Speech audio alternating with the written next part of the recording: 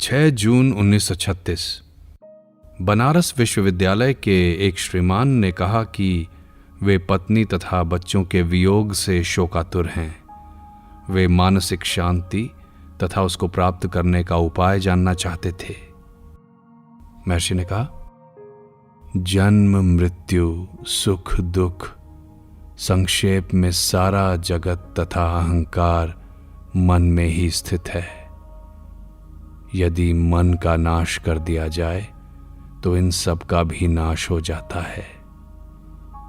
यह ध्यान देने योग्य है कि मन को केवल सुषुप्त नहीं करना है, अपितु उसे नष्ट कर देना है। मन सुषुप्ति में भी निष्क्रिय रहता है, तब वो कुछ नहीं जानता। फिर जागृत होने पर तुम पूर्ववत हो जाते हो। शोक का अंत नहीं है, किंतु यदि मन नष्ट कर दिया जाए तो शोक के लिए कोई आधार नहीं रहेगा तथा मन के साथ लुप्त हो जाएगा। मन का नाश कैसे करें? मन को शोधो, इसकी खोज करने पर यह लोप हो जाएगा। मैं समझ नहीं पाया। मन केवल संकल्पों का समूह है। संकल्पकर्ता के होने से ही संकल्प होते हैं। संकल्पकर्ता अहंकार है। यदि अहंकार की खोज हो जाए तो वो स्वतः ही नष्ट हो जाएगा। अहंकार तथा मन एक ही हैं। अहंकार संकल्पों की जड़ है, जिससे अन्य समस्त संकल्प उत्पन्न होते हैं। मन की खोज कैसे करें? अंतर्मुख हो जाओ। अब तुम जानते हो कि मन का उदय अंदर से है, अतः अंतर्मुख हो जाओ। मैं अब भी इसको करने की विधि नहीं समझ पाया। तुम प्राणायाम की साधना कर रहे हो। यंत्रवत प्राणायाम से लक्ष्य की प्राप्ति नहीं होगी। ये तो एक साधन मात्र है। इसे यंत्रवत करते समय मन से जागरूक रहने की सावधानी रखो तथा मैं भाव को ध्यान में रख इसके मूल को खोजो। तब तुम्हें बोध होगा कि जहां श्वास लीन होती है वहीं से मैं का भाव उदित होता है। इनका उदय तथा अस्त साथ ही होता है। मैं भाव भी श्वास के साथ ही लय हो जाएगा। इसके साथ ही दूसरा अनंत ज्योतिर्मय मैं अभिव्यक्त होगा, जो कि नित्य एवं निरंतर रहेगा। यही लक्ष्य है। इसके अनेक नाम हैं: ईश्वर, आत्मा, कुंडलिनी शक्ति, चैतन्य, योग, भक्ति, ज्ञान इत्यादि। भगवान, अब भी स्पष्ट नहीं हुआ। जब प्रयास करोगे तो यह तुम्हें स्वतः ही लक्ष्य तक पहुंचा देगा। 9 जून 1936 रमण गीता अध्याय 2 में वर्णित मार्गत्रयी के संबंध में एक यात्री ने जिज्ञासा की। महर्षि ने बताया कि प्राणायाम मन पर नियंत्रण करने का साधन है, अर्थात संकल्पों के शमन तथा इसे नष्ट करने का साधन है। एक साधक प्राणायाम पूरक, रेचक, कुंभक अथवा केवल कुंभक का अभ्यास कर सकता है। दूसरी श्रेणी का ध्यान करने वाला साधक मन का संयम करने के बाद श्वास पर संयम करता है और उसका कुंभक स्वतः ही हो जाता है। पूरक एवं रेचक पर सहज रहना भी प्राणायाम है। ये साधन केवल देखने में 3 प्रकार के प्रतीत होते हैं। वास्तव में तत्वतः वे एक हैं, क्योंकि वे एक ही लक्ष्य तक ले जाते हैं। तथापि साधक की पूर्वगत परिस्थिति तथा प्रवृत्ति के अनुसार इन साधनों में परिवर्तन कर उनको अपनाया जाता है। वास्तव में केवल 2 पद्धतियां हैं, विचार एवं भक्ति। एक दूसरे तक पहुंचाता है। भक्त पूछता है, मैं की खोज में कुछ भी दृष्टिगोचर नहीं होता। महर्षि उत्तर देते हैं, चूंकि तुम्हें स्वयं को देह तथा दृष्टि को नेत्र मानने का अभ्यास हो गया है, इसलिए तुम कहते हो कि तुम कुछ नहीं देखते। वहां देखने को क्या है? कौन देखेगा? कैसे देखेगा? एक ही संवित है जो अहम वृत्ति से उठता है, शरीर के साथ तादात्म्यता को प्राप्त होता है, इंद्रिय द्वारा प्रकाश करता है और चारों तरफ ये दृश्य देखता है। जागृत अवस्था में प्राणी सीमित होता है तथा कुछ भिन्न वस्तु देखना चाहता है। उसकी सहज बुद्धि की साक्षी ही अंतिम प्रमाण है, किंतु वो ये स्वीकार नहीं करता कि दृष्टा, दृश्य तथा दृष्टि सब उसी चैतन्य अर्थात निजी अस्तित्व की अभिव्यक्ति हैं। मन की एकाग्रता से ऐसे भ्रम का निवारण होता है कि आत्मा दृश्यमान है। वास्तव में दृश्यमान अलग कुछ नहीं है। इस समय तुम्हें मैं की प्रतीति कैसे हो रही है? क्या तुम अपने स्वयं को जानने के लिए अपने सामने दर्पण लेते हो?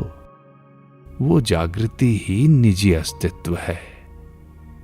इसे साक्षात कर लो, यही सत्य है। चित्त के मूल पर खोज करने से जड़ में एक अहम वृत्ति दिखती है, किंतु मुझे इससे समाधान नहीं होता। ठीक है, मैं की अनुभूति आकार कदाचित देह से संबद्ध है। शुद्ध आत्मा के साथ अन्य कुछ भी संबद्ध नहीं होना चाहिए। आत्मा केवल सत्य है जिसके प्रकाश से देह, अहंकार आदि प्रकाशित होते हैं। सभी कल्पनाओं के शमन से केवल शुद्ध चैतन्य अवशेष रहता है। निद्रा से जागृत होकर दृश्य प्रपंच को देखने से पहले बीच में वो शुद्ध चैतन्य ही मैं है। बिना सोए तथा बिना संकल्पों से ग्रस्त हुए इस पर दृढ़ रहो।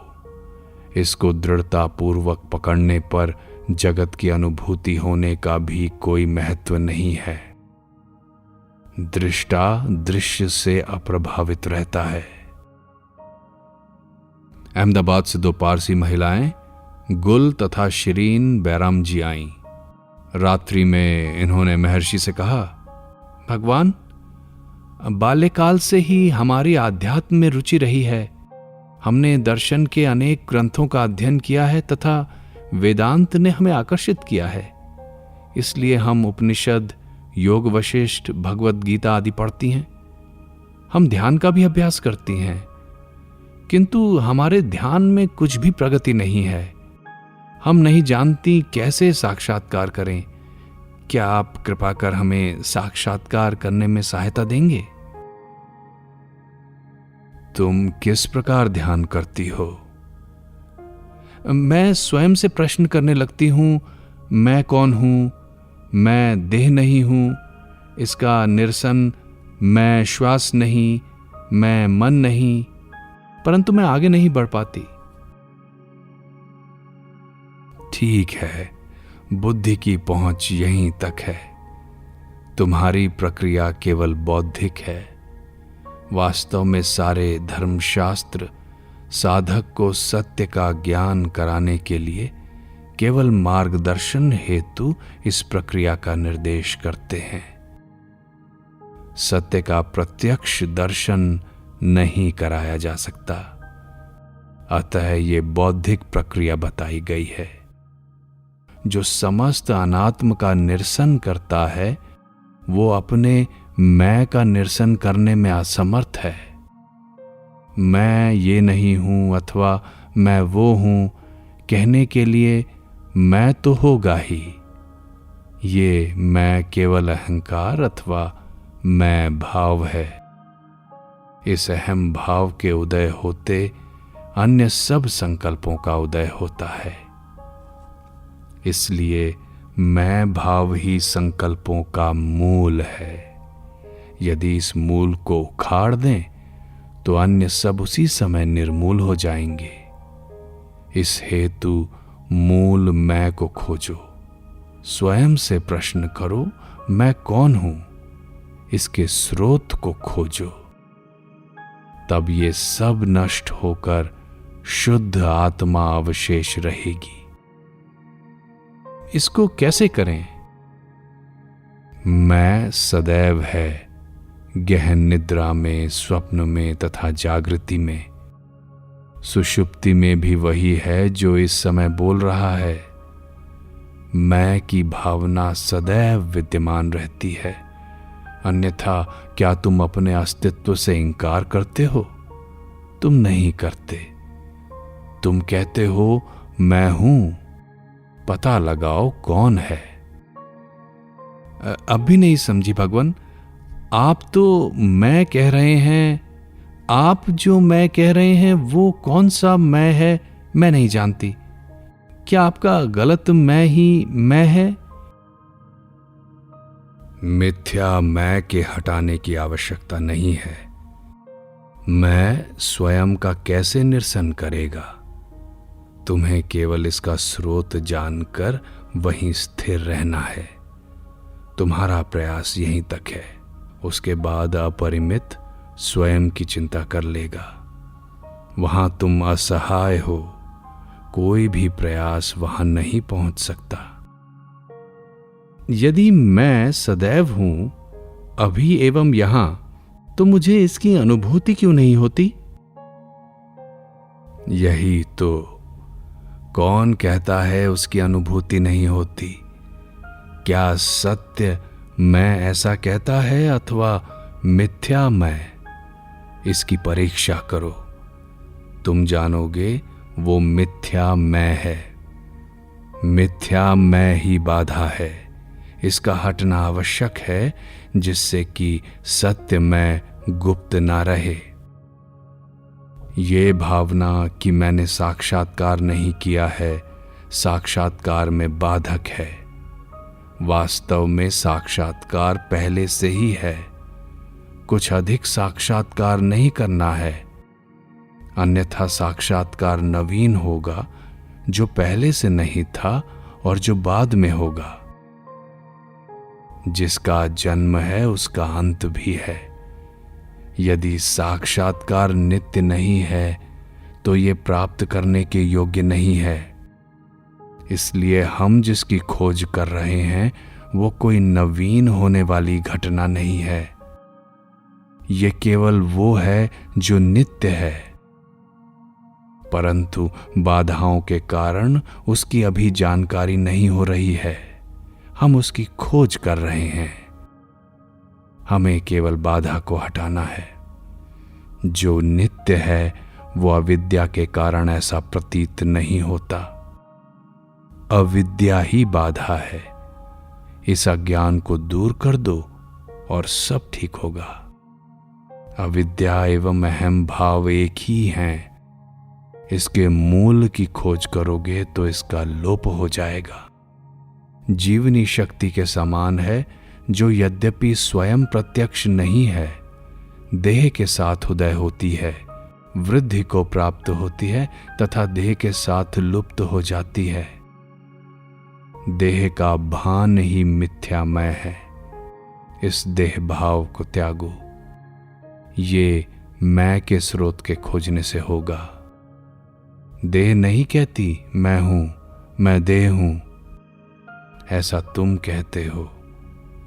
ये मैं कौन है, इसकी खोज करो। इसके मूल की खोज करने से इसका लोप हो जाएगा। उसके बाद क्या आनंद होगा? आनंद तथा अस्तित्व का बोध एक ही है। उस आनंद के अस्तित्व की नित्यता की सर्व युक्तियां आनंद के लिए भी प्रयोग होती हैं। आनंद तुम्हारा स्वरूप है। अविद्या ने उस आनंद को गुप्त कर दिया है। अविद्या को हटाकर आनंद को मुक्त होने दो। क्या हमें जगत, जीव तथा ईश्वर के मूल तत्व सत्यता की खोज नहीं करनी चाहिए? ये सब मैं की कल्पनाएं हैं। ये सब अहम भाव के उद्भव के बाद उदय होती हैं। क्या तुमने अपनी गहन निद्रा में इनके विषय में विचार किया था? गहन निद्रा में तुम थे तथा वही तुम अब बोल रहे हो। यदि वे यथार्थ होती तो क्या वे सुषुप्ति में भी नहीं होती? ये केवल अहम भाव पर आधारित हैं। फिर क्या जगत तुमसे कहता है मैं जगत हूं? क्या देह कहती है मैं देह हूं? तुम कहते हो ये जगत है, ये देह है इत्यादि। इस प्रकार ये केवल तुम्हारी कल्पनाएं हैं। तुम कौन हो खोज लो और तब तुम्हारे सारे संशयों का अंत हो जाएगा। साक्षात्कार के उपरांत देह का क्या होता है? ये रहती है अथवा नहीं? हम ज्ञानी पुरुषों को अन्य लोगों के समान कार्य करते देखते हैं। ये प्रश्न अभी नहीं उठता। यदि आवश्यक हो तो साक्षात्कार के पश्चात ये प्रश्न करो। जहां तक ज्ञानी व्यक्तियों का संबंध है, उन्हें स्वयं की चिंता करने दो। तुम्हें उनकी चिंता क्यों? वास्तव में साक्षात्कार के पश्चात देह तथा अन्य सर्व आत्मा से पृथक भासित नहीं होगा। नित्य सतचित आनंद होते हुए ईश्वर हमें कठिनाइयों में क्यों रखता है? उसने हमें क्यों उत्पन्न किया? क्या ईश्वर आकर तुमसे कहता है कि उसने तुम्हें कठिनाइयों में रखा है? ये तुम हो जो ऐसा कहते हो। ये मिथ्या मैं ही है।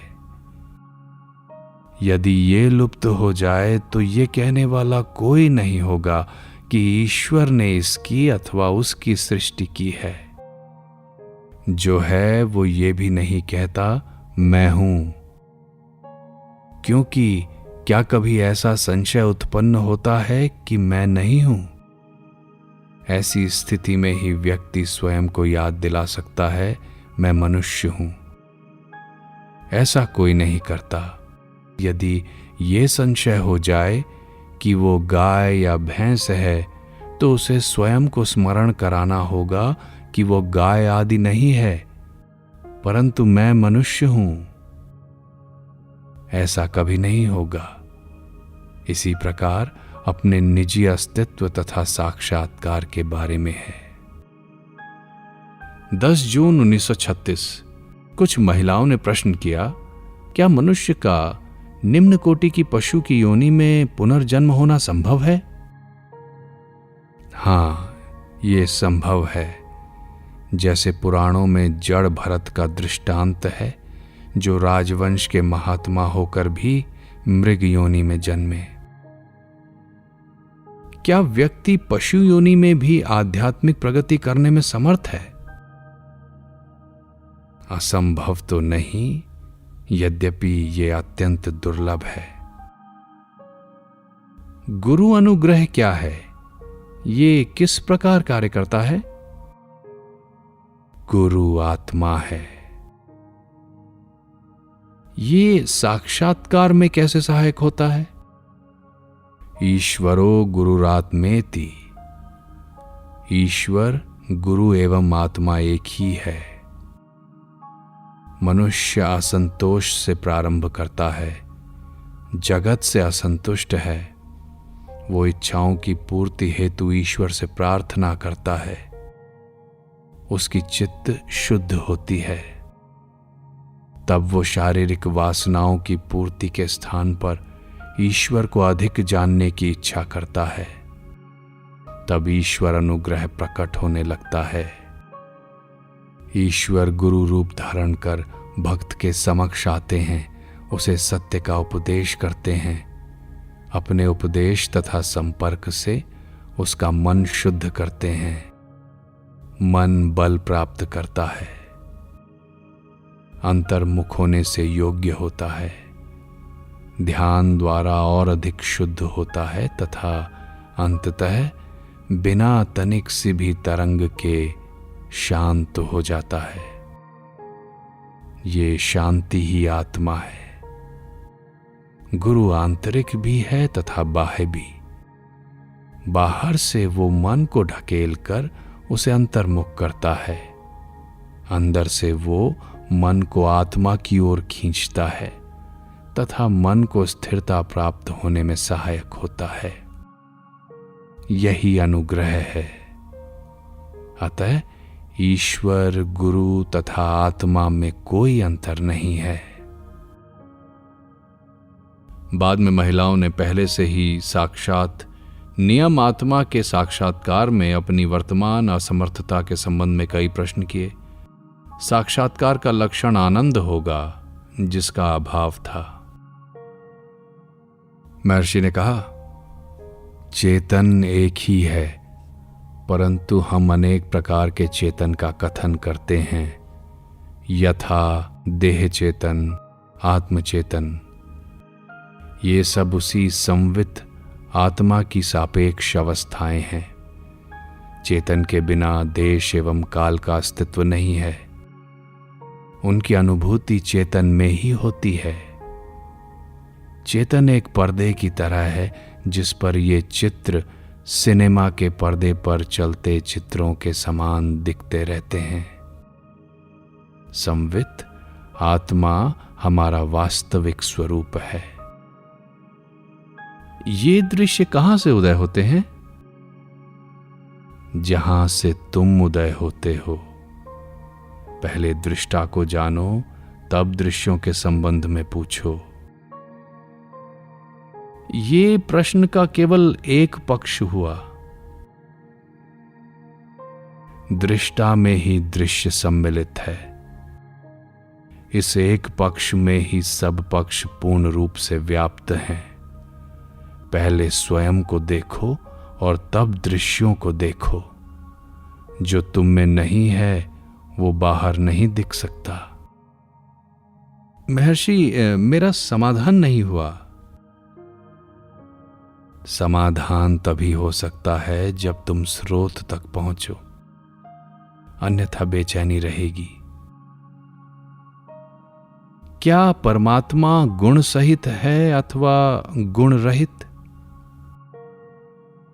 पहले ये जान लो कि तुम गुण सहित हो या गुण रहित। समाधि क्या है? अपना निज वास्तविक स्वरूप। फिर इसे प्राप्त करने के प्रयास की क्यों आवश्यकता है?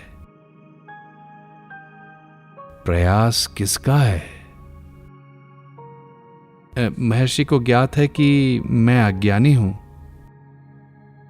क्या तुम जानती हो कि तुम अज्ञानी हो? अज्ञान का ज्ञान अज्ञानता नहीं है। सारे शास्त्रों का उद्देश्य केवल ये शोध करना है कि क्या चेतन दो हैं। प्रत्येक व्यक्ति का अनुभव सिद्ध करता है कि चेतन केवल एक है।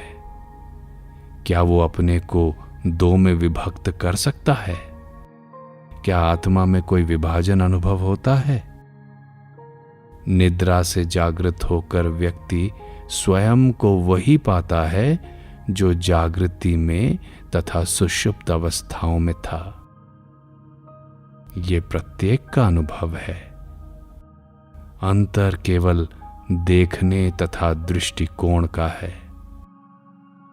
चूंकि तुम अनुमान करते हो कि तुम अनुभव से पृथक दृष्टा हो, इसलिए ये कठिनाई उत्पन्न होती है। अनुभव से सिद्ध है कि तुम्हारा अस्तित्व सदैव एक ही है। महर्षि, अज्ञान कहां से आया? अज्ञान जैसी कोई वस्तु नहीं है। इसका कभी उदय नहीं होता। प्रत्येक स्वयं ज्ञान है।